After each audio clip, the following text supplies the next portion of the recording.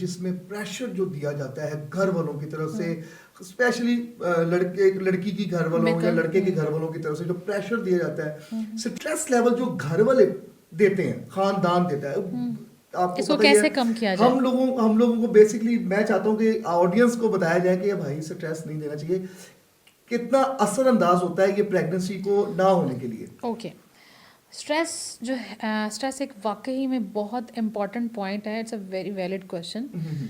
एक चीज़, इस चीज़ को हम सबको समझना चाहिए, ठीक है। देखें, एक इंसान को अगर प्रॉब्लम है तो तभी वो प्रॉब्लम में है। लाइक हाँ। हम उसको मज़ीद स्ट्रेस दे के Exactly. क्या वो चीज़ सॉल्व हो जाएगी? बिल्कुल बिल्कुल नहीं बिल्कुल होगी भी ना। नहीं होगी, बिल्कुल भी नहीं होगी। दूसरा ये बात है कि बेसिकली वाकई में हमारे पास ना अवेयरनेस कम है, ठीक है। 6 से 8 मंथ, चलें हम पाकिस्तान में रहते हैं, ठीक है, चलें 6 से 8 मंथ के बाद आप डॉक्टर को विजिट करें, ठीक है, इट्स अ वैलिड। फिर हम बेसिकली क्या करते हैं, एक डॉक्टर के पास गया, हमें एक डॉक्टर को या किसी को हम फॉलो कर रहे हैं तो उसको भी थोड़ा वक्त देना चाहिए। डॉक्टर कोई जादूगर थोड़ी है मेरे के आप मिले हैं और अब बस आपने उसने कहा है कि उसको प्रेगनेंसी हो जाएगी। Doctor will give suggest some medicine, medicine will work, they are couple already facing some problem.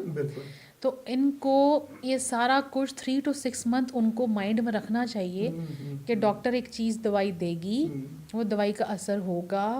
और इसको हम, जब मेरे पास कोई ऐसा कपल आता है तो मैं उनसे कहती हूँ कि आपने 3 मंथ्स तक जो है तहम्मुल रखना है और इसको स्ट्रेस भी नहीं लेना, और फिर हम इसके नेक्स्ट लेवल पे जाएंगे। बिल्कुल सही, ठीक है।